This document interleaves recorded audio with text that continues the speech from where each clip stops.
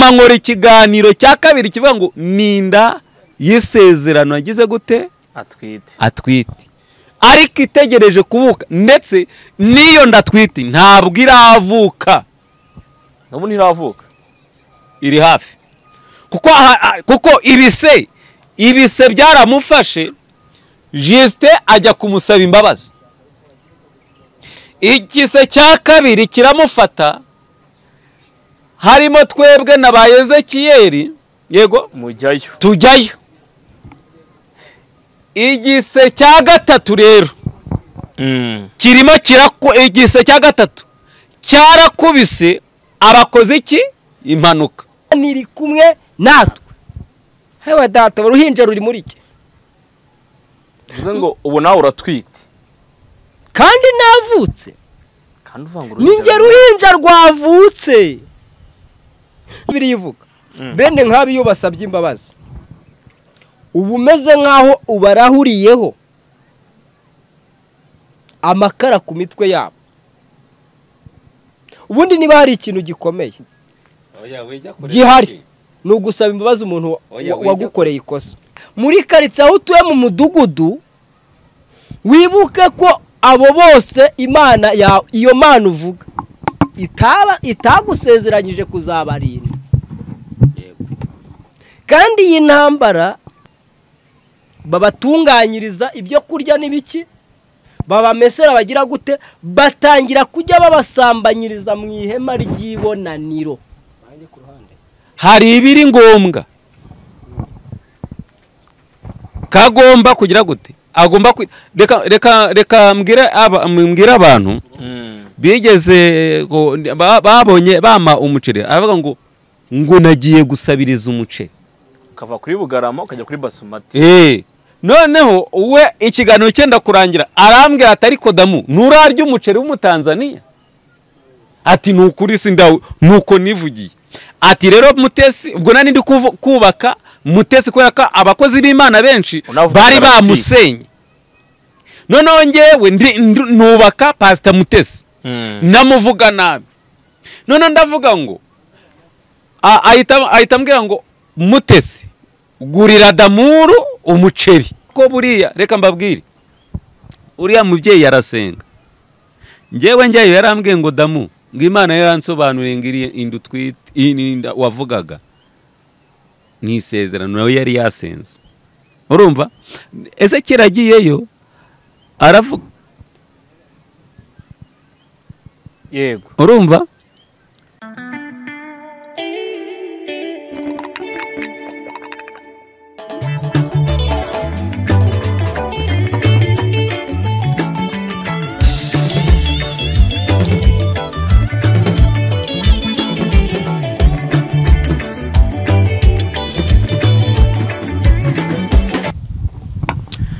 reka nongere mbasuze mbere kaze mbifurize amahoro y'Imana mwese mukurikirana ibiganiro bya Kiranuka TV mumaze iminsi myinshi munyumva ku mpemburo ariko uyu munsi nkanjye hori nagarutse ndi gukora kuri Kiranuka TV mugiye kujya munyumva mu biganiro byinshi bigiye bitandukanye buri munsi cyase isaha ku isaha no tujye kujya tubana iminsi yose uyu munsi nongere kugira umugisha wo kubana n'abakozi b'Imana Damuru ndetse na Ezechiel Rukundo Prophet ako kantu rega ka Prophet gesinga kunda ariko uri umuhanuzi nyine ndi umuhanuzi ndabyemera ariko akantu kagereka hindimi z'amahanga mujye mukitondera reka tuvuge umuhanuzi byibura kuko hari abari gutraininga muri iyi minsi ntabonye bari kwishyuzwa amamiliyoni bane ngo hari ibintu bagiye gutaburura ye rero ndashaka kuba igikoresho cy'Imana pana kuba igikoresho cy'abantu ahubwo se we nta muntu watuburiye ku buryo biribuze kugwa mu minsi ishize meruka numva bavuga ngo hari amafaranga y'Bibiliya wariye byarangiye amahoro iyo umuntu nta cyaha afite umutima we uratinyuka kuko ntekereza ko byanga bikunda banyataka baba bagiye banyuzweho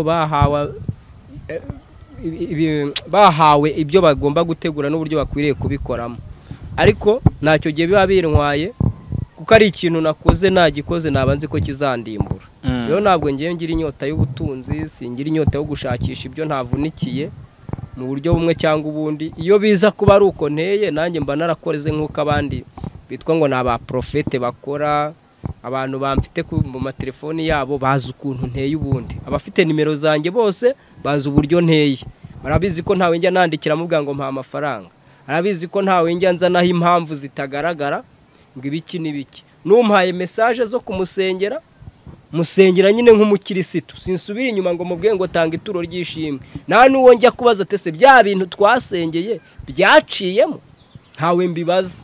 Ngi cyanjye n'ugusenga, gukora n'uko Imana. Uyu muntu rero Imana yakoreye ibitangaza aramutsa ntekerejeho, n'umugisha kuri jewe ungarukiye, ariko sijya ujya gushakisha uwo mugisha. Niyo mpamvu ntagomba kwirirwa nterana amagambo nabo ngo baba bavuga ibyo ngibyo. Nekereza ko umuntu waba agwaye amafaranga, niba yagwaye ari ukugira ngo ugire ibyo ukemura, niba wabikemuye utanabikemura, urubanza n'urwaye wowe utabikemuye, ariko we nta rubanza agize gute afite. Ni nayo mpamvu badakwiriye kubikurikirana, kuko nta rubanza. Iyo rero abikurikiranye abafitanye urubanza nawe, ariko je nasobanuye abantu kuri ya mudamu simuzi, nta nimero yiwe nagiraga, sinigeze sengana nawe, sinigeze ngira gute, yewe n'ibikorwa byanjye byo gusenga n'abantu babizi. Iyo tugiye gusengana barabizi ko nzamuka umusozi wawe ngo utabare, nkaba nakubwira nti nageze ku musozi, tugasenga. Twasoza gusenga, niba hari umugisha Imana itanze wo kuvugana nawe, kuko nabaga ari gihe ubihata, Imana ikavugana nawe. Iyo imaze kuvugana nawe, sinkurikirana ngo nzamenye ngo bya bintu Imana yavuze ngo byarasohoye, byasohora bitasohora. Je muri ibyo ngibyo nta kindeba, kuko nago mbereyo kugira ngo nemeze abantu ko ibyo mpanuye bisohora cyangwa se bidasohora, bimenywa na nyirabyo. Kandi umuhanuzi wese akwiriye gukinwa n'ibyo yahanuye, ntabwo ari ugomba kwikina. Tugwije abahanuzi bikina, bacyumvise, akagaragariza abantu ko ari we mukozi w'Imana, akenshi agakinga abantu ideyiri bagaragariza ko ari umunyabyaha, kandi usanga ari umunyabyaha ukunda impiya, ari umunyaminwa yanduye, ari umusinzi, ari indaya, afite ibikorwa bitandukanye. Icyo cyiciro cyo kwihimbaza nicyo nge nifuza guterukamo, ntaba ari cyo ngaragaramo, aho kugira ngo nigaragaze nk'umuntu Imana ikoresha, nkagaragaza Imana ikora. Wacyumvise? Mfite ishyaka n'umuhate ryo kugaragaza Imana ikora, aho kugira ngo ngaragaze Imana inkoresha. Imana ikora kugira ngo nawe nuyiyoboka ndetse nayo ikakuyoboka, nawe ibe yagukoresha.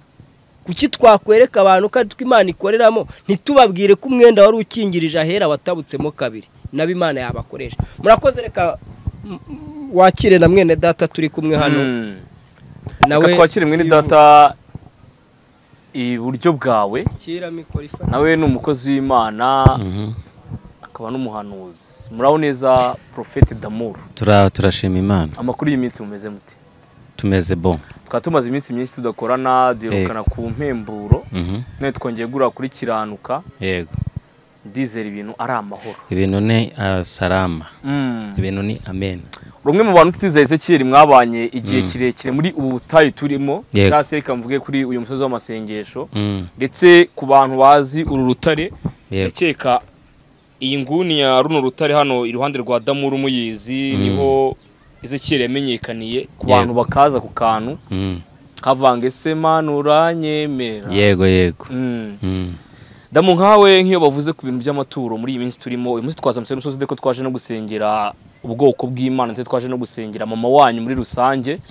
Iyo bavuze ku kantu k'amaturo wowe wumva iki? Ubundi itorero rya mbere ni umutima wawe. Ndumva ari cyo ntagusubiza. Itorero rya mbere ni umutima wawe. Aho kuvuga ngo ibintu by'amaturo cya mbere ntabwo umuntu agukura, nta tegeko.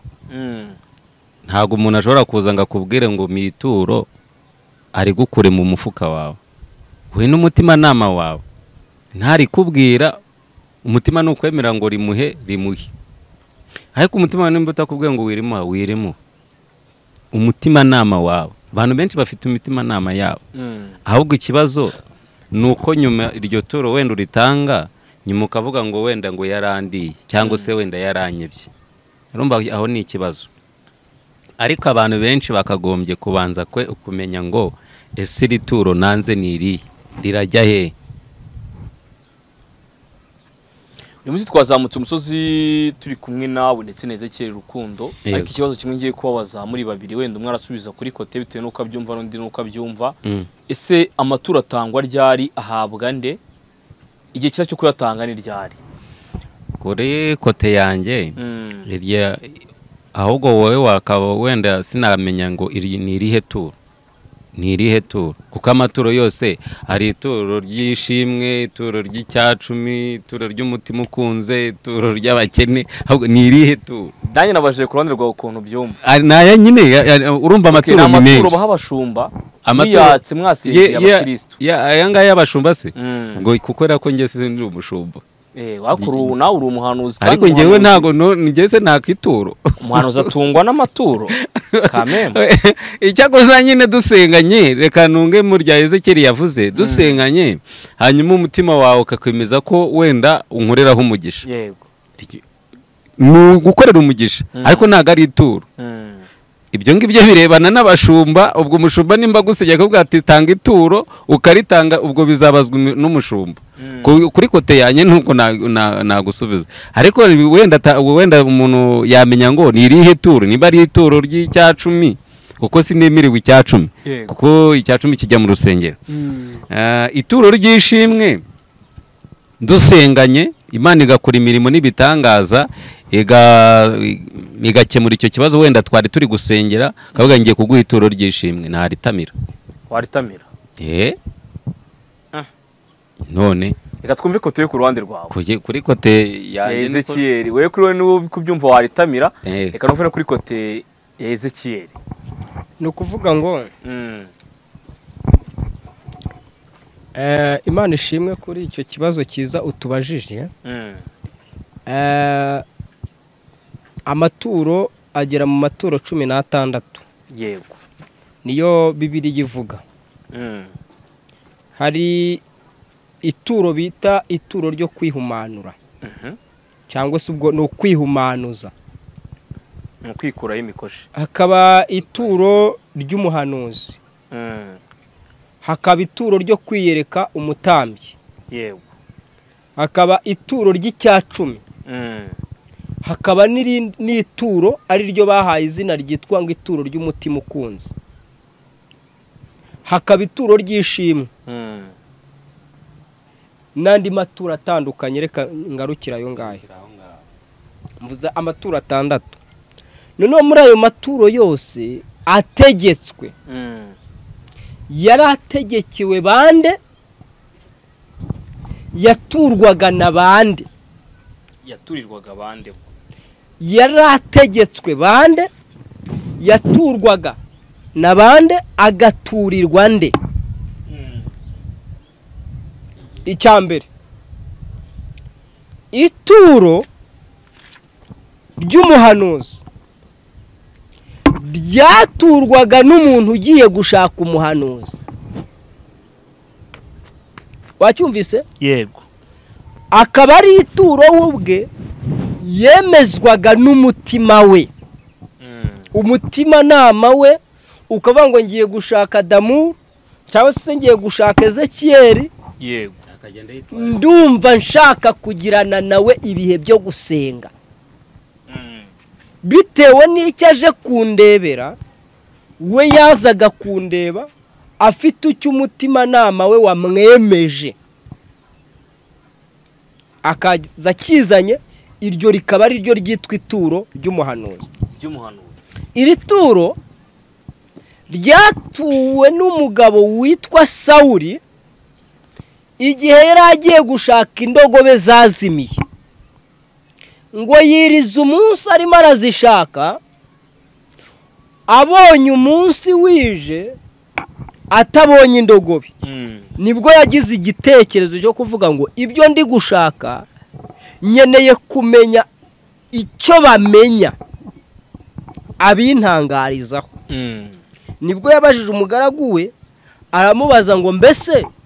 nta bamenya uba muri aka gace. Aramusubiza ngo njya numva ko hari bamenya witwa Samweli. Noneho batangira n'urugendo rwo kujya gushaka iki bamenya.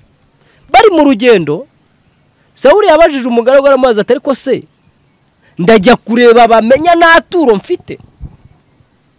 Aramuga ati hari imitsima isigaye n'aka gacuma k'amazi n'ibi ngibi. Aravuga ati ntacyo, reka tugereyo, kuko yari amaze kubona yuko afite ibyo yatura iki bamenya. Ariko mbere yuko ahaguruka yatekereje icyo gutura bamenya. Yego. None ahantu rero bamenya w'uyu munsi atandukaniye na bamenya wa kiryo gihe.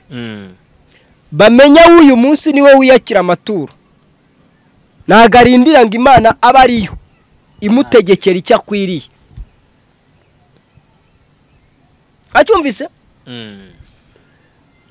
Rero niho hahita hava cya kintu cyitwa ubwesikoro bukorwa n'abitwa abakozi b'iki b'Imana.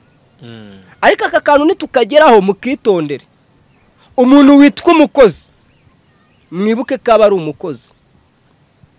Yego? Yego. Iyo abonye uburyo agavura aragavura, kubera ko ni umukozi. Niyo mpamvu ushaka guhamagara abantu badukurikiye muri aka kanya basiganirwe kwikura mu cyiciro cy'abakozi, ahubwo bitwa abana b'Imana. Kuko iyo witwa umwana w'Imana ntabwo ugavura ibyo kwa so. Oya, hari amategeko yo kwa so uba utemereye kurenga. Kuko wongeraho iyo uri kwa so utegereza ko sa agukoreramo. Icya kabiri, akanaguha. nta bwoba bw'inzara uba ufite, kuko uba ufite uguhahira. Urumva? Nta bwoba bw'imyambaro uba ufite ukwambika. Nta bwoba bw'imibereho, kubera ko uba ufite umuntu ubasha kuguha imibereho. Abemeza abakozi b'Imana rero, kubera ko twataye umurongo tukirengagiza twebwe inshingano dufite, tukajya kwiha izindi nshingano. Ibyo nibyo bidutera ubukene, urukumva, bikadutera icyo bita kwirwanaho, kwirwariza. Ari nayo mpamvu Imana idutera umugongo uyu munsi wa none, tukaba turi muri riske yo gutukisha umurimo w'iki w'Imana. Oya, wongera hako ngako abo ngabo barimo gutukisha izina ry'Imana nabananiye umubyeyi. Pawulo yaravuze ngo mumenye yuko mu minsi y'imperuka icyambere hagomba kubaho ibihe birushya, ubwo abantu bazakunda impiya, bikakaza, indashima, ibyigenge, bakunda ibibanezeza aho gukunda Imana, abanyeshyari, bikakaza, bazaba abo ngabo bafite ishusho. Oya, badakunda nababo. Urakoze. Abo bazaba bafite ishusho yo kwera, ariko noneho ngo bahakana imbaraga zako. Kugira ishusho yo kwera ni iki? Ni iri jambo mudusigiriza. Yego. Mukatwita abatumishi wa Bwana, mukatwita abakozi b'Imana, mukatwita abaprofeti, mukaduhimbaza, urumva, mukaduha amazina ahuje nuko twe dushaka uko abantu badufata. Bari bagomba barashaka ko ningera muri Uganda, urumva, banyakira nk'igikomerezwa. Barashaka ko ningera mu Burundi nakirwa nk'umuntu udasanzwe. Ariko udasanzwe niwe udutumye kubwira abantu ko hari udasanzwe. None ko twe tugiye nk'abadasanzwe, turaza kubabwira udasanzwe gute? Kandi nawe udasanzwe, kandi nanjye ntasanzwe. Niho hagaruka ikibazo. Bibiliya, Yesu niwe mugabo w'intwari kandi ukomeye. Yigeze afata abigishwa biwe, arangije bamubaza ikibazo, kuko bari barimo bararwanira ubutwari.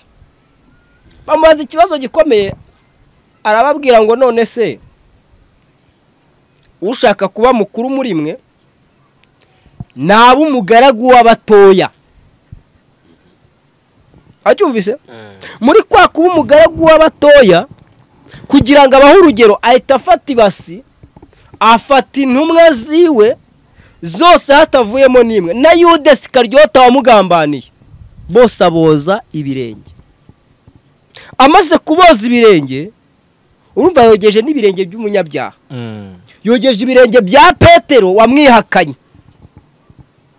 cyangwa se uzamwihakana. Kandi amwoza ibirenge bose azibi ibizababaho. Yoza ibirenge bya Petero azi neza kazamugambaniye ukenyereye ku nkota. Sita abantu bankurikiye nka muri kubyumva. Yesu yogeje ibirenge by'uwo bari buhurize ukuboko kumwe ku meza akamugambanira. Yoza ibirenge by'uri bumwihakane agafata inkota agaca ugutwi nyuma akaza kumwihakana kugeza ubwo inkoko ibika gatatu. Uwo ngo aramufata mwoza iki? Ibirenge. Ibyo byose abishoje arababwa ngo noneho ushaka kuba mukuru muri mwe nahinduka umugaragu w'umuto. Ntabwo hori ntabwo yigeze ababwa ngo ushaka kuba igikomerezwa akaba mukuru muri mwe naba ari uhabwa amaturo menshi. Oya ntiyigeze ababwa ngo ushaka kuba mukuru muri mwe nagende muri vewiti nk'uko uyu munsi bameze. Ntiyigeze ababwa ngo ushaka kuba mukuru muri mwe niyubake kadasiteri nave mu bukode yubake kadasiteri. Oya yarababwiye ngo nahinduka umugaragu w'abato. Ubu niba dushaka kuba abakozi b'Imana bagendera mu buntu bwa Kristo koko mbere yuko umukozi wanjye wo mu rugo antekera ibyo kurya nakagombye kumutekera. uvuze ngo subiraho kana mbere yuko umukozi wanjye wo mu rugo agutekera antekera ibyo kurya ngo nuko ndi boss kuko nshaka kuba umukuru mu bwami bwo mu ijuru cyangwa nshaka kuba umukuru w'idini cyangwa nshaka kuba umukuru w'itorero nshaka kuba umudiyakoni mukuru nshaka kuba mwarimu nshaka kuba bishop nshaka kuba profete nshaka kuba apotre ubwo nandi magarada hari simbizi negetswe ko byibura nabanza nkatekera n'umukozi wanjye wo mu rugo nkamushyirira amazi muri dushe. Uranyumva? Ibyo nibyo kanamwoza. None se Yesu ntiyafashe ibirenge by'intumwa akabogereza ibirenge? Uwo yari Yesu. None se turatera ikirenge mu cyane? Muri iyi minsi reka twongereho muri iyi minsi kugira ngo uzabone umukristo wubaha umukozi we mu rugo. Uranyumva neza? Cyane ni bakeya. Uzasanga uyu mukozi wo mu rugo buretse se wumwe. Uzasanga uyu mukozi wo mu rugo mbere yuko bajya ku meza we baramuheza akarira mu gikoni. Uranyumva neza? Ndaguha urugero. Data wacu yafataga abakozi twese uko twari turi mu rugo twese tugahurira ku meza. Ariko arabane abakozi baba mu badiyakoni baba ba pastori baba barimu baba he ntago bashobora gusangira n'abakozi babo hehe ku meza. Ariko sefa kuri ibyo ubonye umudiyakoni usangira na pastori babuzwa n'iki? Bakicara ku meza babuzwa n'iki? Kandi baba bafite akantu bari buhurire. Icyambere uyu mudiyakoni wibuke neza ko ari amabanga ya pasiteri abazi ababitsi. Wibuke neza ko ari pasiteri uba ufite amabanga ya diyakoni abagize gute abizi bagomba gusangira. Ariko urumva n'ubundi gusangira ntabwo niho badasangiye byo gusangira. Pasiteri kwisha mu wundi. Pasiteri agomba gusangira na diyakoni. Kora ko baba bafite ikintu bahuriyeho. Ariko kugira ngo uzabone umubosi ese reka twere kujya ku hejuru kure cyane reka turi kuri wenda reka mvuge nka Ezechiel cyamvuge wowe none aho ufite umukozi mu rugo wataha ugasanga imisozi irasa nabi ukazoza. No kuri ko Imana nazoza. None se ubu ngubu wijya kuri ko mfite abana b'umudamu ndera hari ibyo ngewe ngera mu rugo ngasanga ntibabikoze inshingano zawe nk'umugabo nyine yego nyine nanjye nyine nagira ngo nanjye nguhe urugero umukozi ugomba ntabwo wamufata nk'ipondo oya ni umwana nk'undi uko nguko wenda wowe urakijijwe mwese abandi bo ntabwo baba bakijijwe reka nkubwire uwo imana imanutse ije izi saha igatwikurura ibintu by'aba bangaba bitwa ngo ni abashumba abapasitori abahanuzi abakozi b'imana ingo z'abakozi b'imana ku bakozi harimo abantu bakihana bundi bushaje ntunze yuko uvuze ko ari ingo z'abakozi b'imana abo ni abakozi n'ubundi nanjye kumbwira nanjye bose baba bahuriye hamwe ari iki bose aba ari abakozi icyo cyo ndagikunze ni ukuvuga ngo iyo abantu ari abakozi bakaba abakozi bose bahuye ari abakozi ariko twe kandi abakozi bakagombye kubahana itonde sindava kuri iki kintu ntabwo ndahava bose baba ari abakozi abantu turi ku ijambo rivuga ngo ushaka kuba mukuru muri mwe ntacire bugufi mu bwami bwo mu ijuru hari abantu bari kunukira guca bugufi ariko ndi kwishakira kuba mukuru mu bwami bwo mu ijuru ni kuri abaca bugufi none uzi ko mu bwami bwo mu ijuru utegetswe uranyumva yego utegetswe guca bugufi kugeza ubwo usaba imbabazi n'uwagukoreye amakosa Ezechiel ninde wagukoreye amakosa wasabye imbabazi ndagukoreye amakosa wasabye imbabazi ndacyakomeje urugendo rwo gusaba imbabazi ariko ibyo narabivuze ndamuramya ko Ezechiel azasaba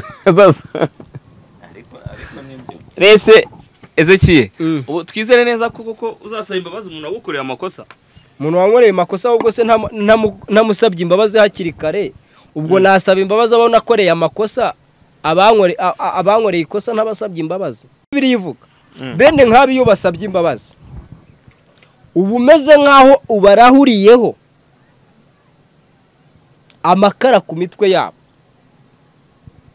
ubundi niba hari ikintu gikomeye gihari ni ugusaba imbabazi umuntu wagukoreye ikosa igihe kimwe uyu warabizi yakibereye ku ituru uyu nguyu warabizi sindavayo urumva wori Ezechiel warabizi umugabo umwe yigeze kumbwira kandi yari umudiyakoni ni gute warongora umugore mwiza kuruta uwanjye uyu aramuzi noneho bategura igitero cy'uko bavuga ngo umwana wabo urumva ngo namusengeye nawe ngagira ibibazo ngajya muri koma urumva noneho ijwi ry'Imana rirambwira ngo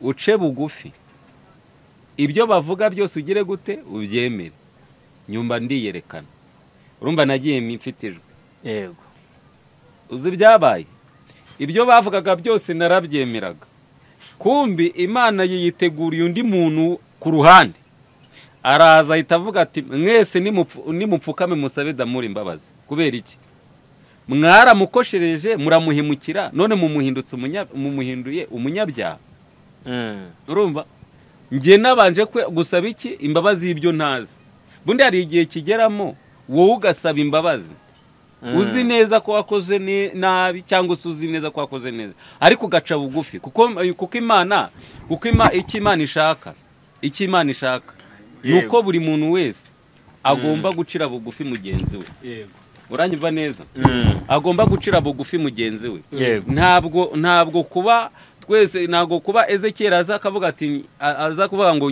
nje gusaba imbabazi undi akavuga ngo hoyango izo mbabazi ngo ni za runaka ngo ni za bihehe urumva Ezechiel arimo arakiranuka arimo aragendera muri ya nzira ya yindi Yesu yavuze buri wese ategetswe kwera imbuto ze rero twicira abantu imanza kandi Yesu niwe ugomba kuza guca imanza. Nimba Ezechiel ari kuvuga ngo ati ngiye ndi gusaba imbabazi mu bantu nagize gute nahemukiye, urumva nta muntu yiciye ariko ari umuntu yakomerekeje, uranyumva? Wenda hari umuntu hari amagambo yavuze. Erega mureke mbabwire, suko Ezechiel atavuga gukuri, reka mbivuge, suko atavuga gukuri, ahubwo ukuri kwaragiye kurarengaho, noneho arinjira. Hari ukuri umuntu ashobora kuvuga kugakomeretsa imitima, kugakomeretsa imitima.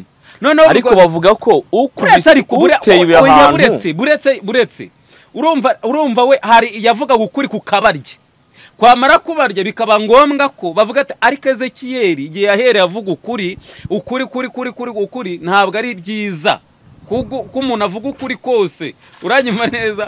Noneho Ezechiel ijwi ry'Imana riramusanga riramubwira bitewe nuko, kandi nuko nguko mbivuze, bitewe nuko wavuze ukuri cyane ca bugufi, aho bigereye ca bugufi. Abumva barumvise n'abatarumvishe bararekeye, ariko ca bugufi.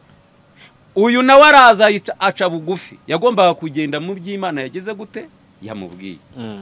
Hanyuma neza ori reka cyangwa se dutegereze icy'Imana ishaka ko icy'Imana izaniye Ezechiel bundi bushasha mu murimo wayo. Naho abavuga ngo abaka amaturo, ubu se abangaba birirwa bavuga ngo ni abahanuzi ba pirate, uranyuma neza, ba pirate b'ibinyoma.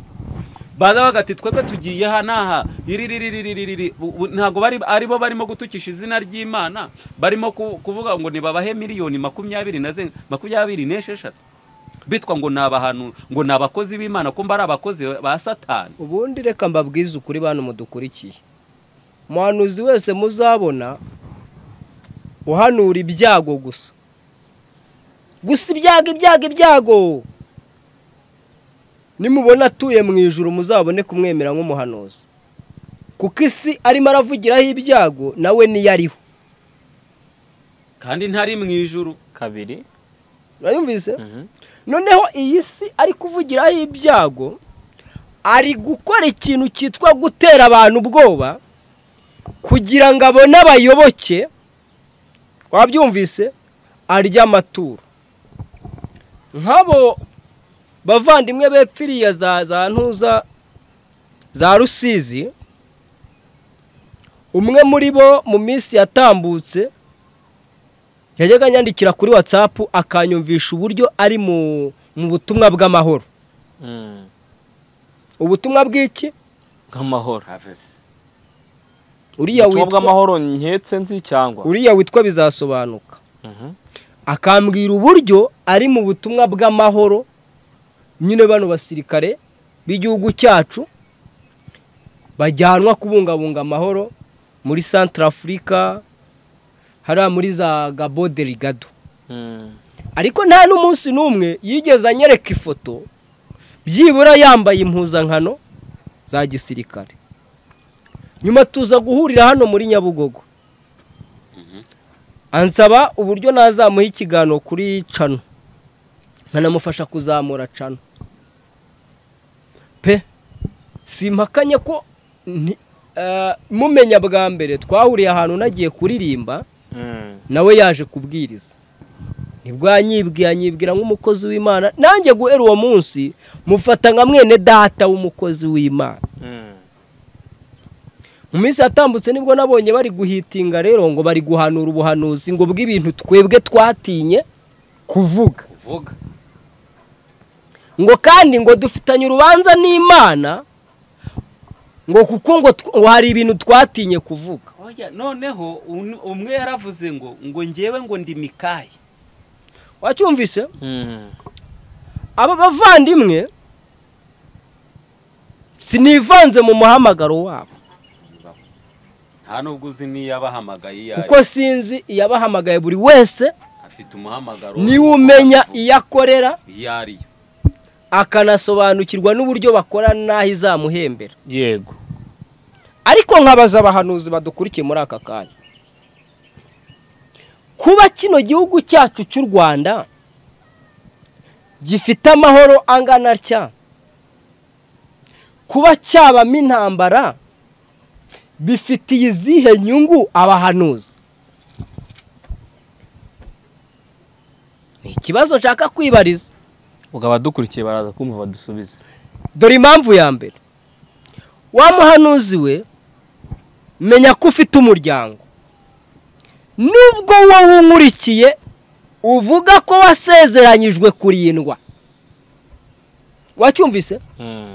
Ariko muba mu muryango wawe, mu bana bawe, mu nshuti zawe, muri karitsiye aho utuye mu mudugudu, wibuke ko abo bose Imana iyo Mana uvuga itagusezeranyije kuzabarinda. Kandi iyi ntambara ntabwo yubaka, ni intambara isenya. Rimwe na rimwe rero bano bahanuzi muri sisiteme y'uburyo bazamo,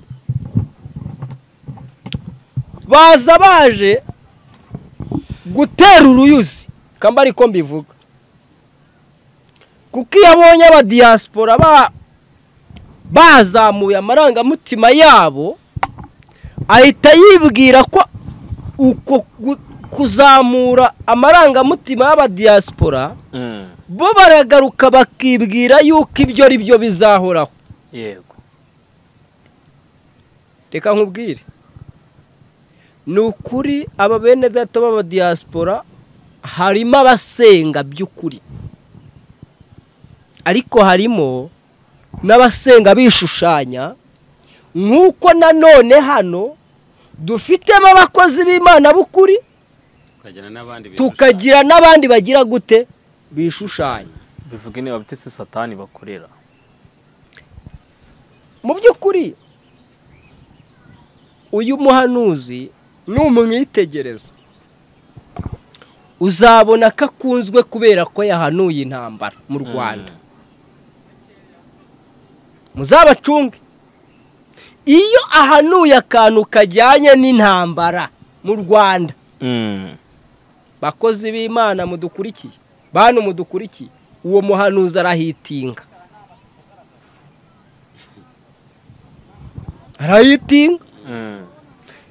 Ariko ahanuye intambara, wibuke ko atanavuze icyakuraho iyo ntambara. Arayihanuye ariko ntavuze icyo abantu bakora ngo icyo cyago kigire gute kiveho. Mu by'ukuri tubwizanye ukuri, abantu bose mu Rwanda ubu niko bishwe n'umurengwe uvugwa. Abantu bose hano muri iki gihugu ubu niko twese duteje ibyago. Ahubwo reka nkubwire iyo message nayibonye, ngiyo message nayibonye, icyambere nasobanuza Imana ngo ni yandi, kuko nta message iza idafite nyirayo. Imana iramutse itambwiye nyirayo, ntago nayisohora mu kanwa kanjye.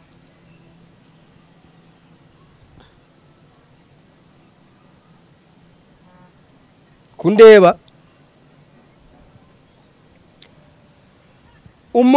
umuhanuzi witwa Eliya yahawe message ya Ahabu, ajya kureba Ahabu, aramubwira ngo nta kime nta mvura bizongera kugwa kugeza igihe nzabitegekera. Ariko amubwira ko impamvu ibiteye ari uko baretse amategeko y'Uwiteka, bakonsereza Bali na Sheri imibavu, bagahindukirira izindi mana. Amusobanurira gutyo, amaze kubisobanura amubwira n'igihano. Eliya arigendera. Nyuma y'imyaka 3 n'amezi 6 Eliya aragaruka. Agarutse nkwibutse ko ubwo buhanuzi na Eliya bwamugizeho ingaruka yo kunywera ku kagezi kereta akajya hagemurirwa n'ibikoni.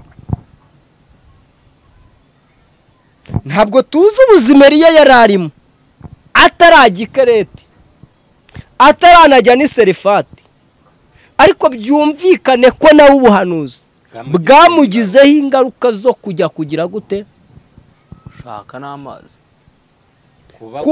kuba ku kagezi. Birashoboka ko yabaga mu ihema cyangwa yari ari mu nzu ya nyakatsi aho ngaho kuri ako kagezi. Birashoboka ko yari ari no mu ishyamba. Akagezi karakama inshuti yanjye. Imana iramubwira ati mbonye gakamye, simbuka wigire ni serefatari y'umupfakazi. Uzi kujya kurya ibyo kurya by'umupfakazi uri umugabo wowe? Noneho uri umuhanuzi w'Uwiteka. Ibyo ngibyo rero hari bene data bahita babyitwaza ngo na Eliya yari agatsima k'umupfakazi, ngo nawe kana. Reka mbabwire inshuti yanjye, uwo yari Eliya, ariko Eliya ntakiriho n'ikimenyimenyi ntiwitwa Eliya. ufite yabo mazina. Ingendo y'undi igize gute? Iravuna. Kandi uwicara nabi imbere ababaza imbere. Intuza yiganye inka kunya mu rugo igira gute? Irabizira. Bahanuzi bagende gake. Mu mijinya yose twahanura Imana ifitiye abatuye isi, wibuke no kuzigama n'uwawe, kuko inkoni izakubita uriya nawe izayigukubitisha, kuko twabeshye iki? Imana. Nigarukiye rero kuri ya maturo. Amaturo kera yatangwaga yari ategekewe icyitwa Abalewi. Aba Balewi ni bamwe mu muryango ugaragara muri ba bana 12 b'umusaza witwa Yakobo. Yego. Harimo Yosefu, hakabamo Rubeni, hakabamo Manase, hakabamo abandi barancitse, ariko ni abana 12. Muri aba bana rero hari harimo uwitwa Lewi. Mu gihe cy'uko uwitwa Yosuwa yambukije Abisirayeli akabageza i Kanani, uyu Yosuwa yagabanyije imiryango 12, ubwo ni 11 imigabane yabo. Hasigara Lewi n'urubyaro rwe agiye kururaga, aruraga kuba abatambyi, kuba ku gicaniro cy'Uwiteka. Imana iciye muri Yosuwa ihita itegekera muri Yosuwa, itegeka ko aba Balewi bazasigara batungwa n'ibije gutambirwa Uwiteka. Unteze amatwi? Ndakumva. Turukujana, turiko turajenderana. Uyu munsi munyemere tujana abo kuntoranwa, aba hano kuri Kiranuka, nabo kugakiza TV show, aba hariya kuri Karosi TV no kuri Damuru 250. muja mu nkundira tujendane. Duce tujana. Sibyo? tujanirana. Aba Balewi batangira umurimo w'ubutambyi. Ariko mu gutamba kwabo nabo nibigeze biburamo amakosa. Uwiteka niyigeze ababuramo umugayo, kuko baje kubonekamo abahungu b'uwitwa Eli, umutambyi. Eli ababyara ari umutambyi wemerwa n'Uwiteka, bakura ari abana b'umutambyi wemerwa n'Uwiteka. Bamera ubwanwa ari abana b'umutambyi, biga iby'igitambyi, bigishwa gusenga, bigishwa kuvuga indimi, baba abahanuzi b'Uwiteka. Muri kwa gukura kwabo no kurya bya bindi baza gutamba, baterwa n'icyitwa umurengwe, batangira kujya bajabura ibitambo. Bisobanura ngo muri iyi minsi barajabura. Aguhamagara uri mu diaspora, umuhamagara uri mu diaspora, agata kubwira ati kugusengera kugira ngo ngusengere nuko ndi bujye ndajya kanyarira, kandi kanyarira n'ugutega. Akambabwiye abakozi Imana tujye tubwizanya ukuri. Imana yaguhamagaye ikakugira umuhanuzi uhanurira amahanga, yari ibizi neza ko kujya kanyarira utega. Uranyumva? Dikambabwiye babwiza ukuri. Imana impa kamera, wigeze ubona impa wifi? Uretse impa kamera, mwigeze mubona impa mikoro? Ariko yafunguye imitekerereze yanjye, menya neza ko kugira ngo iyi kamera ikore ari uko ngomba kuba mfite mikoro, ari uko ngomba kuba mfite wifi kugira ngo ibiganiro bigere kuri YouTube. Ubwo nzi neza ko iyo bimaze kugera kuri YouTube, nzi neza ko habaho ikintu cyitwa kubisharinga kugira ngo birebwe. Ariko se muri ibyo byose, muri iyo bije yose, ukeka ko Imana yari iyoboye ibyo ngibyo? Impamvu yerekana ko ibyo Imana yari ibizi, yamaye kimwe ifungura n'ubwenge bwo gushaka n'ibindi. Muneza amatwi. Noneho aba bahungu ba Eli ngo batangiye no kujya bakora amakosa yo gusambanyiriza abagore b'abadiyakoni, babatunganyiriza ibyo kurya n'ibiki, babamesera bagira gute, batangira kujya babasambanyiriza mu ihema ry'ibonaniro. Uku kubasambanyiriza mu ihema ry'ibonaniro, ababasambanyaga n'abana b'iki? Bagabanya umugabane witwa ngo iki? Urakoze cyane.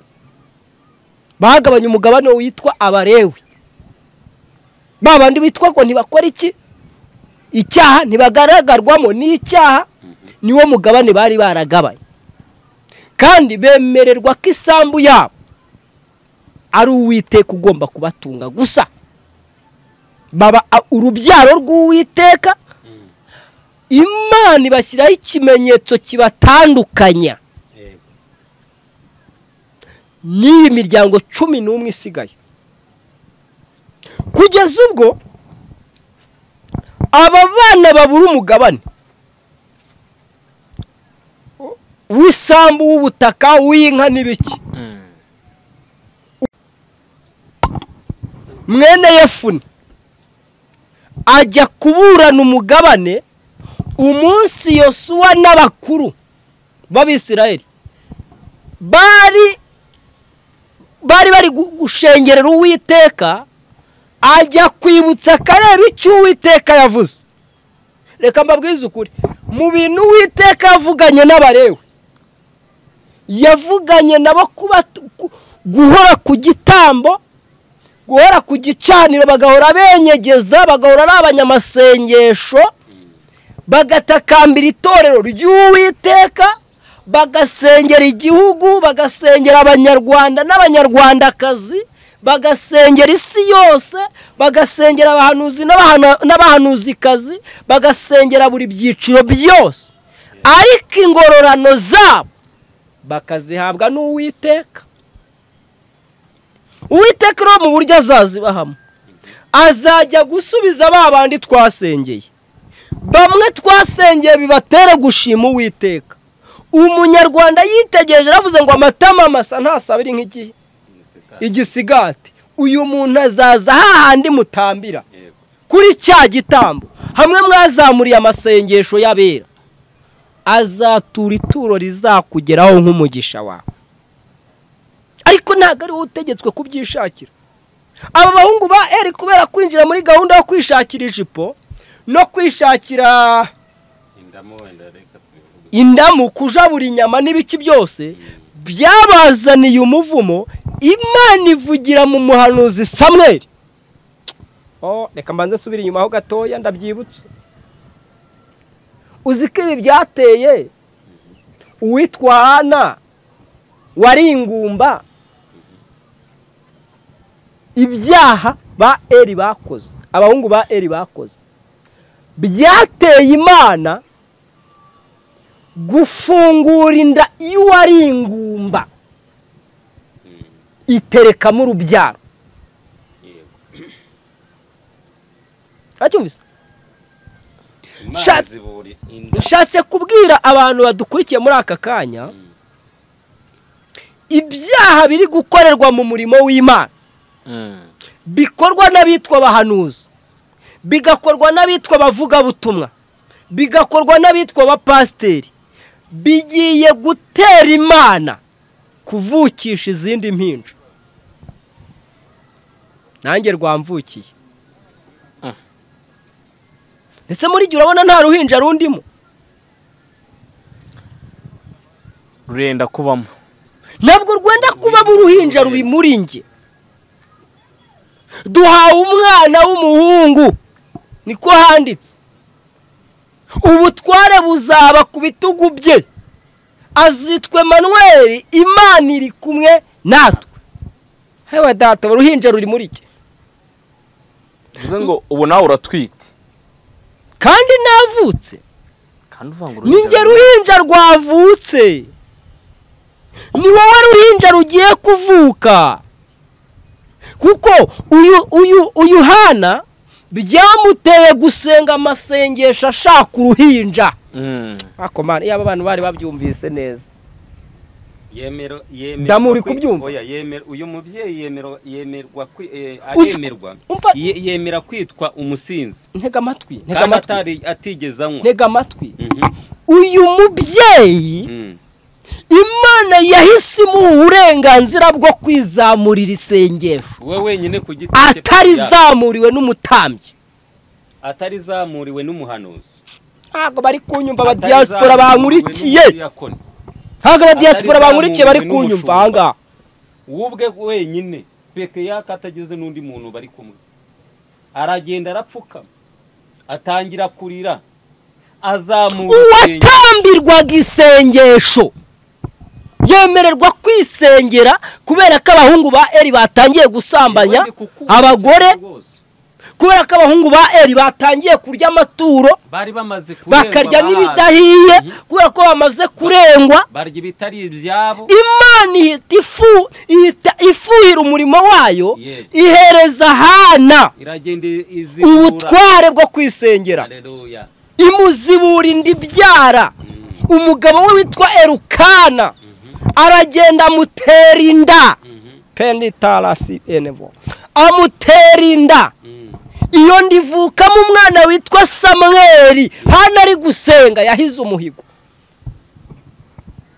Hano ngo ni umwana w'umuhungu, nzamutura Uwiteka mu minsi yo kubaho kwe.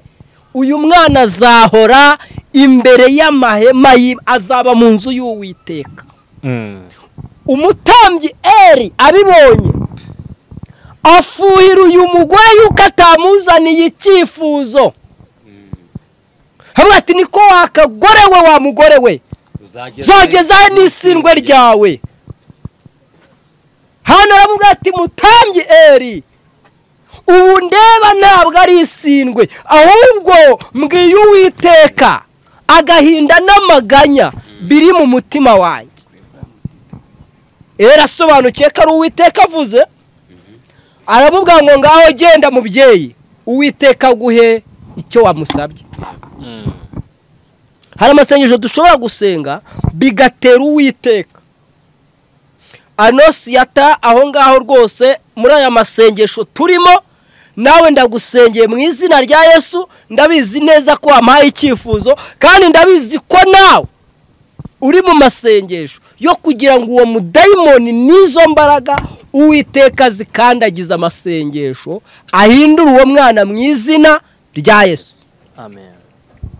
Hano aragenda twita amezi 9. Bahungu ba Eli barakomeza barajabura.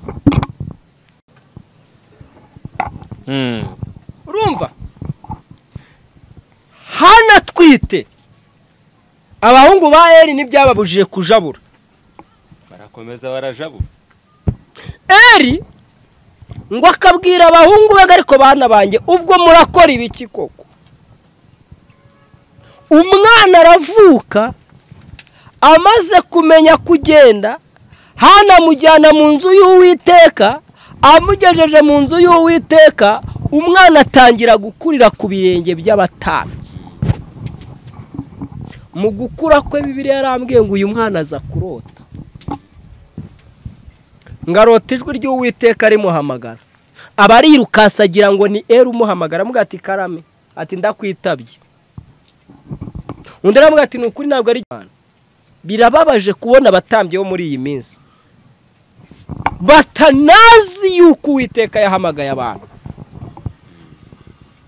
Uko dufite abatambye bameze nk'aba Eli. Niko dufite abatambye batazi ijwi ry'Imana. Ibintu byose babifashe uko.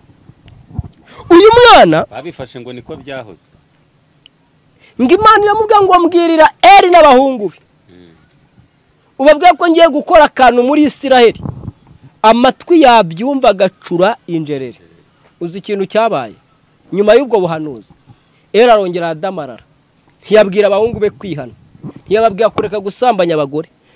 Ntiyababwira kureka kurya amaturo batagenewe. N'ibindi byose. Eli n'abahungu be Imana bakukumbye umunsi umwe. N'umukazana wahitabyara. Rero bene data mwitwa abakozi b'Imana, munyemerere tuve mu cyiciro cyamwishakira ndamu, tureke Imana yitwa Imana iba ari yitugenera ibidukwiriye. Imana yabonye ko gutunga etaje muri uyu mujyi wa Kigali ari byiza, ikabona ko gutunga kadasiteri ari byiza, ibiguha nta kindi kiguzi uyihaye. Iyo ibonye ko ikintu cyose ibonye ko kikubereye, iyi Mana ikiguha inashyizeho n'indishyi z'akababaro. Ntabyo waruzi? Ikiguha ishyizeho indishyi z'akababaro. None se Hana mu myaka yose yamaze itamuha umwana, ntiyamuhaye Samweli. Samweli akaba umutambyi. Uyu mwana witwa Samweli kubera indishyi z'akababaro k'Imana yari yarashyizeho, uzi ko ari we wimitse Sawuli, uzi ko ari we wimitse Dawidi. Uyu mwana uzi ko yageze mu cyiciro cyo kwifuzwa, yanapfa imva ye bakajya kuyishakiraho amakuru y'icyo Uwiteka yavuze. Uzi ko uyu mwana Imana yamuhaye izina, ikamuha izina ryo kudapfa, n'uyu munsi Samweli tukimuvuga. Ubwo se urumva nta ndishyi z'akababaro Imana yari yarahaye Hana? None se wowe nkurikiye muri aka kanya, uramutse uko uhagaritse ibikorwa byawe bibi, ugahagarika ibikorwa byo gusebya bene so b'abakozi b'Imana, ugahagarika ibikorwa byo kwirirwa wohereza ibipapuro by'amafaranga wohereje, ukirengagiza ibyo ngibyo, ntabwo Imana yagushyiraho indishyi z'akababaro ikaguhuza n'ugusengera, imbaraga z'Imana zikamanuka zikarutura iyo misozi igukikije, gukomera kwa Kristo kukagaragara, nawe ugashima Uwiteka. Ndagira ngo mbabwire ngo Uwiteka yongeye gutanga izindi mpinja, ariko nawe nkurikiye uyu munsi wakira uruhinja rwawe mu izina rya Yesu. Uwiteka akure muri wowe guca imanza, akure muri wowe guhanga amaso abantu, akure muri wowe kwikakaza no kwishyira hejuru, aguhereze runo ruhinja. Uru ruhinja nirumara kugera muri wowe ruratsinda kamere, rutsinda ishyari, rutsinda igomwa, nushaka ube wari umurozi. Uruhinja niruvuka muri wowe ruragutegeka yuko rutajya rwonka amashereka y'abarozi. Ubundi twamaze kwemera Imana, impinja zikavukira muri twe. Haleluya. Uzi ko ruvuka ari umusambanyi rugatera ukubwata igiyewe rero sinjya nonka amashereka y'ubusambanyi. Ubusambanyi ukabureka. Ukagira gute? Bukabureka. Ntabwo mbyumvise neza. Ubusambanyi ukabureka. Kubera ko uruhinja rwagize gute? Rwavutse. Hori suri kunyumva? Ndi gukumva cyane. Bundi hari ibintu biranga umugore utwite. Umugore utwite arya ibyo kurya bijyanye n'ibyuri mu nda ashaka. Impamvu babona barya amaturo bakirirwa baterana amagambo n'abadiaspora ko baberiye amaturo, bakirirwa barakomerekeje imitima ya bene data, impamvu nta yindi nuko ababikora badatwite. Ababikora ntibatwite, inda zabo zavuyemo kandi bafite amataje. Heze ubwo iyo taje urumva ari y'igise cy'Imana. Damu ni y'igise cy'Imana. Hoya. Ariya mamodoka meza bagenderamo ntago ari igise cy'Imana. Umva ibintu biva mu gise cy'Imana. Reva ngo abo bose bapfuye bakizera, batari bahabwa ibyasezeranywe, ahubwo babiroraga biri kure cyane, bagatekereza ko ari abashyitsi n'abimukira mu isi, bigatuma bakumbura gakondo iruta icyo gihugu kuba cyiza, ariyo yo mu ijuru. Abavuga batyo baba berekana ko bashaka gakondo. Haleluya. Amen. Irusha icyo gihugu kuba cyiza, ngo iyo baza kuba barakumbuye iyo bavagamo baba barabonye n'uburyo bwo gusubirayo, ariko none barashaka gakondo. Meze kubaka etaje uzasiga bizakumarira iki? Ahangaha Zakuzanira umuvumo. Meze kugura imodoka izakwica, kubona iyo modoka izakwica byo bizakumarira iki? Abashaka ubwiza n'icyubahiro no kudapfa babikore, babishakishe gukora ibyiza badacogora. Dore intambara no kurasana ndetse n'amagambo yo gusebanya, ibyo ntibifite agaciro. Abanyamugisha n'abamenye Imana batayibangikanya n'ibigirwamana, abo banta amazina yabo yaranditswe. Abo nibo abanyamugisha. Reka tunagende tuva muri uwo mwanya tugana mu mwanya wo kujya ku mwanya w'amasengesho. Dusengereye bene data, dusengera mama wanyu dore kana rwaye. Mbere yuko mbasengera kamwe mbabaza kino kibazo, ndamukuba gusengera mama wanyu urwaye. Nawe ugiye kudusengera. Yego. Anje reka sinze kubasengera nge muri iyi muntu ari mukuru kuri wowe afite byinshi akurusha. Kanifatire Bibiliya yanjye baba. Damu Ezechiel yagiye kwa Pastor Mutesi, iyo ni impano ya Bible yakuyeyo. Sinzi nimba yagwaye ngo banze unakoreho wumve. Wumve ijambo ry'Imana ririmo. Nayikozeho ibintu ni sawa. Abakunzi bakiranuka bose barareba dore Ezechiel nguya kuri Bible n'abakarosi n'abagakiza TV show. Nadamuru TV 150. Damu Ezechiel yagiye kwa Mpira Damuru akamikora Ezechiel. Yego. Niwe muntu wabanje bwa mbere kwa Pastor Mutesi. Yego. Bivuga ko yaguhaye umuceri. Bwa kabiri yajyayo Juste. Yego. Bwa gatatu ndumva aragiyeyo umuhungu w'intoranwa yanavuye aha mu kanya. Yego. Bwa kane hajya Ezechiel.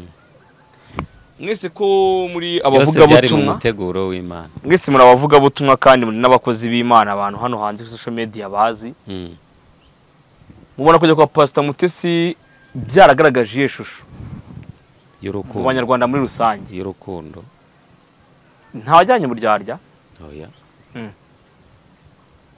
ni urukundo ubona ntawe uzagira ishyari ryo kubakira bagenzi ku giti cyanjye ni urukundo ni urukundo kuri wowe yego ubona bagenzi bawe babonye wagiyeyo baba batariganye wowe cyangwa nabo bagiye mu rwego rwo gusaba imbabazi kandi ko umuntu n'umutima we n'imyemerere ye ikindi cyongeyeho kuba baragiye kwa Pastor Mutesi hari impamvu bagiyeyo kandi iyo mpamvu irumvikana yego ushobora kuba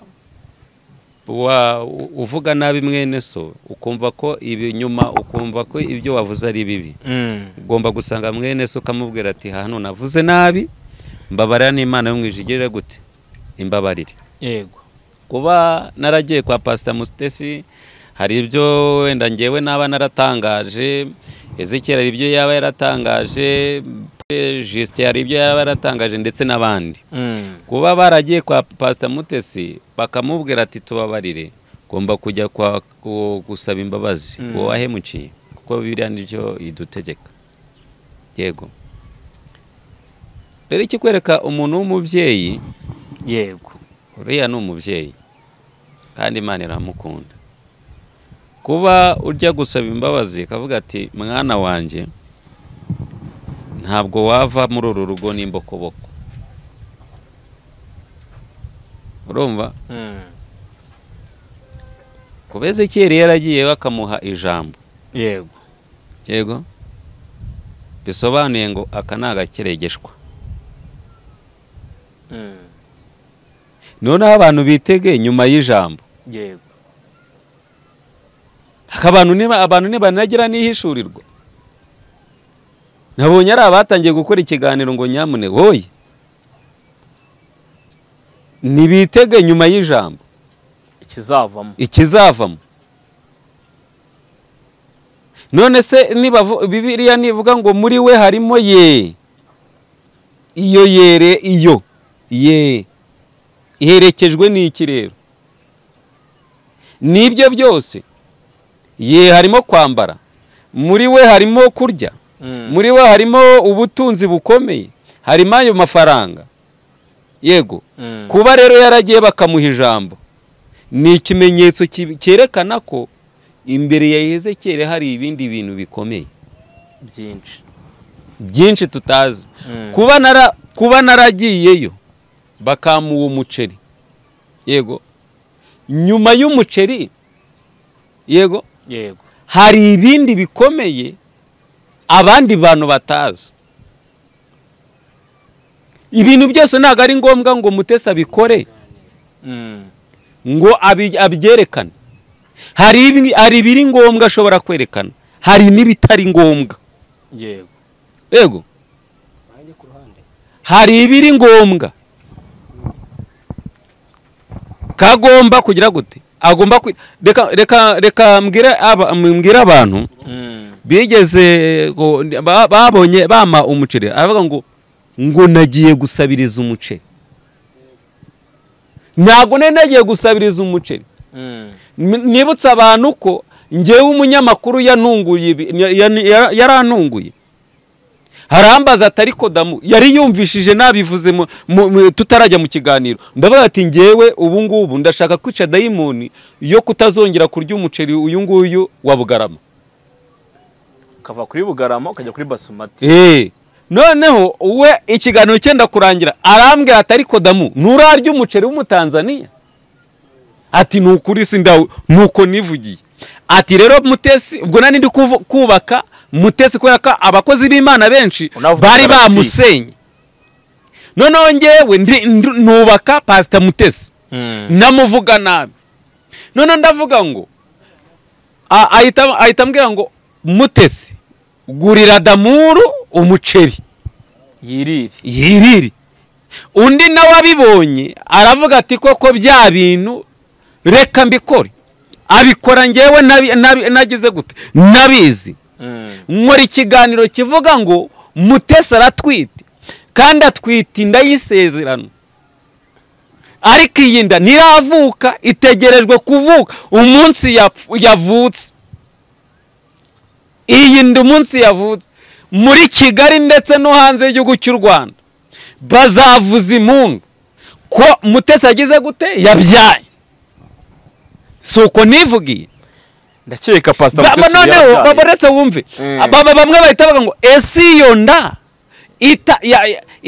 Mutesi atwite atagira umugabo ninde? Ndetse hari n'abavuze ngo ni ya Damuru. Uranyumva neza? Ariko ngewe nabahishe ko inda twite ari iyi sezerano. Nyuma nkora ikiganiro cya kabiri kivuga ngo ninda y'isezerano agize gute atwite. Ariko itegereje kuvuka, ndetse niyo ndatwite ntabwo iravuka. Nabu ntiravuka. Iri hafi. Kuko ibise byaramufashe, Juste ajya kumusaba imbabazi. Igise cya kabiri kiramufata, harimo twebwe na ba Ezechiel, yego mujyayo tujyayo. Igise cya gatatu rero kirimo igise cya gatatu cyarakubise abakoze iki impanuka. Wumva icyo kintu Imana ishaka gukorera Pastor Mutesi abantu batazi. Yego igise cya kane rero nicyo dutegereje. Nibise binga bitatu navuze, hasigaye igise cya kane cyenda kugira gute kuvuka. Ariyo mpamvu ubona ibintu byose kuri we byabaye ihuriro. Yego ihuriro ry'iki ry'amagambo, ryo kumusebya, byo kumuharabika, byo kwitwa irindi zina, ryo gushaka kumwambura icyubahiro Imana yamuhaye, ndetse no kumwambura ikanzu Imana yamwambitse. Ariko mukeka ko buriya, reka mbabwire, uriya mubyeyi yarasenga. Ngewe njyayo yarambwiye ngo Damu, ngo Imana yaransobanuriye ngiriye indu twite inda wavugaga ni isezerano, nawe yari yasenze. Urumva Ezechiel agiyeyo aravuga. Yego. Urumva noneho na Ezechiel agiyeyo ahita avuga ngo Ezechiel nari nagusengeye. Uranyumva neza? None urumva uwo mubyeyi adasenga arimo umwuka w'Imana. Urumva none reka tuvugisha tubwiza abantu ukuri. Umugabo witwaga Dawidi iyo yamenyaga ko hari ibigiye kuba, cyangwa se reka minire bugufi, ngo amenya ko bagiye kugira gute bamaze kwica abatambyi, ari we Samweli Ezechiel yarari kuvuga. None ngo ndetse n'aba bari bari kumwe bose ngo barabishe. None ngo yirukira mu ishyamba. Buriya nawe yarasengaga akajya ku gikumba, agasenga akajya kumukeka, hakavuga atari komana iri biri ko kumbaho niki, ariko agakomezwa n'ijambo ry'uko nzabana nawe. Nuca mu magambo ntacyo uzaba, nuca mu muriro ntuzashya, nuca mu mazi ntabwo azigera gutembana. Reka mbwire n'abadukurikiye, ibi byose biri kubabaho ni iby'igihe gito. Amagambo nagutera ubwoba, inzara nigutera ubwoba, uburwayi nibugutera ubwoba, ni igihe gito. Kuko hari ikigiye gutera Imana gukora, ni uguca bugufi ugasenga Imana ukayubaha, ibindi byose ni inyongera. Ngo Dawidi ngagiye kurangabona umwana ngo umwana umwe, cyangwa se umwana umwe waruri mu batambyi ngahunganye ngikanzu. Ya kanzu rero y'abatambyi iriya bambara, mu bujya mubona aba Pastor Mutesi bambara iyo bagiye gusezeranya, iyo bagiye kwimika, iriya kanzu iriya umutambyi uyambaye wese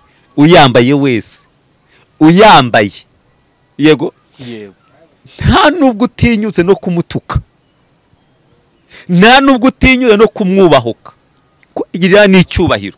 Ntaranga iriya kanzu y'umwami yo Dawidi cyangwa se umutambyi yo yambaraga, mwuka w'Imana yaramanukaga akahita avuga kuyambara byonyine mwumve kiriya cyubahiro yego kuyambara byonyine bayitaga efodi yego bundi niko mu rurimi rwa hariya hakurya yitwa efodi. Noneho Dawidi abaza uwo mwana ese efodi urayizanye? Yego ndayizanye. Ako kanya ahita avuga ngo ubwo uzanye efodi rero ibindi byose ndumva bigiye hehe mu buryo. Kuba twaragiye gusaba imbabazi yego hari n'uwambarije ati ariko se imbuko we wamuvuze neza ariko ko wamuvuze neza kubera iki? Ariko nanjye ndamuga ati wibuke ko nabanje kuvuga ngo aratwite, hari abo nakomerekeje. Uranyumva neza? Nawe yabanje no gukomereka, ni inshuti zimukunda. Rero kuba Ezechiel yahawe iyi mpano ahubwo bitege ibiri inyuma ibihishwe. Yari ko yirambure neza, bundi yirambure neza, oya yirambure neza, uyereke abantu. Igitabo cya Bibiliya nahawe na mutesi, yego pastor mutesi. Umurage yandaze igihe nari ndi kumusaba imbabazi ciye bugufi imbere yiwe n'imbere y'isi yose. Yego arambwira ati Ezechiel ngo haye impano nkunda, niyo mpano nkunda, mbese ni Bibiliya nkunda ku buzima y'ubuzima bwanjye. Noneho oya wumve n'ikindi cyongeyeho, harimo inzu, harimo amafaranga, harimo imyenda, harimo buri kimwe cyose, harimo umugisha, mwaturaho umugisha yego ukomeye. Arakoze cyane. Reka dufate umwanya mbere yuko tuzoza ikiganiro cyacu tuwe dusengere abakunzi ba Kiranuka, Abagakiza TV show, Abakarosi TV ndetse na Damuru 250 cyangwa 250. Yego. Reka dufate umwanya wo gusenga, kwiyegereza Imana, tunasengera abafite ibibazo bari ahandi, ndetse tubone n'umwanya wo gusengera mama wacu utameze neza ukiri mu burwayi nubwo yenda gukira mu minsi mike, ubundi dusoza ikiganiro cyacu. Yego. Imana ishimwe kandi ibahe umugisha mwebwe mwari mudukurikiye. Dushimiye umukozi w'Imana Hori, nawe Imana imuhe umugisha mu izina rya Yesu. Kandi turimo turategura umunsi mukuru wo kuzamwakira hano kuri Kiranuka TV. Vuga abantu bumva babishyigikiye ko tumwakira kuri Kiranuka TV kandi oya no kuri Damuru TV 150 tugomba kumwakira, ubundi tukamuha inkoni ya Kiranuka TV. Abantu bose bagahita bamenya yuko ari umunyamakuru wa Kiranuka TV mu izina rya Yesu. Kandi twizeye tudashidikanya ko bene data dukorana umurimo w'Imana, badukunda, badukurikira, bazakomeza kudushyigikira, bagakomeza kubana natwe. Ubwo rero bifuza yuko uyu mugabo uyu munsi mukuru tuwumukoreshereza, ubwo bagira uko babigenza, mbese muri make mu izina rya Yesu nitumugurira nk'ikiro kimwe cy'inyama na kesi ya fanta cyangwa 2, umunsi tukamwakira tukabiserebura, bizagenda neza. Yego. Reka dusengere imitima y'ubwoko butandukanye. Hari abantu baba baduhaye ibyifuzo bari hirya no hino ku isi. Yego. Kandi baba bakeneye kumenya yuko twagiye ku musozi kubasengera cyane. Hanyuma rero turabasengera muri rusange. Hari na bamwe mubona ibuka, hari uwitwa Nosiyata, hari umubyeyi w'umukecuru uri muri Amerika witwa Mukandutiye. Yego. Ubwo simvuze irindi zina, kamvuga iryo ngiryo. Bamukandutiye ni benshi. Ko bamukandutiye ni benshi kunda gukurikira ibiganiro bya Kiranuka. Yego. Hari nabandi bari muri Afrika y'Epfo, hari abari muri Amerika, hari abari Canada, hari abari mu Bwongereza. Inshuti mwese mukunda kudukurikira, na wa mubyeyi waduhaye inkunga yo kugura kamera, nawe turagusengera muri aka kanya. Hari abari muri Australia, abo twari twaraburanye, abo tutaherukana kuvugana, mwese ngiye kubasengera. Nawe mukecuru twaraye tuvuganye ku kibazo cya Eric, nawe wumve yuko turi muri wa mwanya wo gusenga no guhamagara Uwiteka kugira ngo imbabazi z'Imana n'urukundo rw'Imana komeze kudusakaraho. Bityo turanasengera na Pastor Mutesi, murabizi ko ari muri condition itari nziza y'uburwayi bwatewe n'impanuka. Nawe turamusengera kugira ngo Imana ikomeze kumworohereza no kumugabanyiriza umusonga mu izina rya Yesu. Data, mu izina rya Yesu Kristo w'i Nazareti, Uwiteka niryo zina ryawe, kandi turaguhimbaje, twaganiriye imirimo n'ibitangaza ukorera abana bawe, kandi twagiye tuganira byinshi ndetse turi imbere yawe, tuganira ku maturo, tuganira ndetse wabanye natwe mu biganiro wagiye utubashisha gukora. turasenga hanyuma turi kuri uyu musozi ndetse twicaye kuri uru rutare dusengeye aba bana baduhaye ibyifuzo turabisengeye mu izina rya Yesu Kristo w'i Nazareti. Harimo abarwaye, harimo abakeneye kubarengera, Mana turasenze mu izina rya Yesu Kristo w'i Nazareti. Nyemera urengera aba bana bawe, urengere aba babyeyi ndetse n'abakobwa n'abana babo, ndetse urengera abagabo abari mu Rwanda, abari hanze y'igihugu cy'u Rwanda, abari hanze y'igihugu cy'u Rwanda ba diaspora, turabasengeye mu izina rya Yesu. Reka barengerwe nawe, reka batabarwe nawe, abarwayi ubakize mu izina rya Yesu. Mana data wa twese, nyemerera Yesu ugirire neza ubwoko bwawe mu izina rya Yesu Kristo w'i Nazareti. Mana ndasenze abakunzi b'Agakiza TV show ndetse na Damuru TV 250, reka mwami Yesu urengere intore zawe zigutakira amanywa n'ijoro mu izina rya Yesu. Batabaye dusengeye Pastor Mutesi mu izina rya Yesu, tumukize mu mbaraga z'amasengesho katika jina la Yesu. Turasenze uhereye umunota, reka umuhe gukira, reka umuhe gukira, umuhe gutambuka mu izina rya Yesu. Ziriya mbago katika jina la Yesu turazimwate, tuzikubise hasi, reka umufate ukuboko, reka umugendeshe, reka umuhe kongera gutambuka mu izina rya Yesu Kristo w'i Nazareti. Mana data wa twese, turasenze Yesu, reka umugirire neza, ngaho utanga urukundo mu bana bawe mu izina rya Yesu. Turagisengeye, reka utugirire neza mu izina rya Yesu. Mana data twese, reka uduhe uburinzi, reka uduhe uburinzi mu izina rya Yesu. Kandi turasenze, reka mwami, reka wongere utwubake mu izina rya Yesu. Turasenze mu izina rya Yesu Kristo w'i Nazareti. Ngakomeza kubana natwe mu izina rya Yesu. Nyemerera mwana ingabo zawe zigote igihugu cy'u Rwanda, zigote imipaka mu izina rya Yesu. Reka mwami Yesu komeza kubana natwe, komeza kutugirira neza, komeza kuduha umugisha, komeza kuduha umugisha, komeza gutanga agakiza mu izina rya Yesu.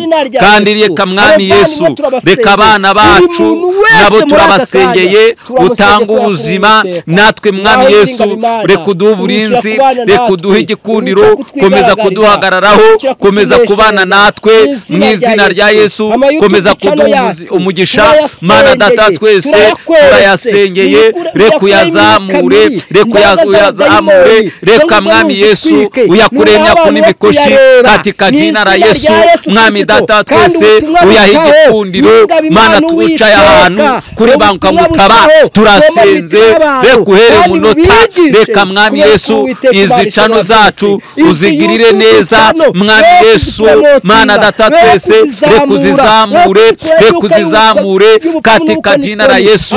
Uhereye umunota, uhereye amasaha, reka tangira kurikirwe mu izina rya Yesu. Yaremera igikundiro, yamamaze, yakundisha abantu kubera kuri Uwiteka Imana ishobora byose. Ngaho komeza kubana natwe, komeza kudushyigikira. Abakameramani n'abanyamakuru abo nabo turabasengeye, mubahe igikundiro cyawe kandi ugabanye umubare warimbuka, wongera umubare w'abakizwa mu izina rya Yesu. Kubera kuri Uwiteka Imana ishobora byose, komeze kuturwana no kudushyigikira. Mucyo w'Imana komeze kuba mu ruhande rwacu, kandi ukomeze gushyira amagambo yawe mu kanwa kacu kugira ngo akomeze kudutsindishiriza mu izina rya Yesu. Sengeye ikizamejo mfite kugira ngo uzabane nanjye, uzamuye kugigaragarize mu izina rya Yesu Kristo w'i Nazareti. Naba ari wowe utanga intsinzi na Ezechiel mu izina rya Yesu, kandi nanjye uzasigarane nanjye mu izina rya Yesu. Umucunguzi wacu ari we wera Yesu Kristo.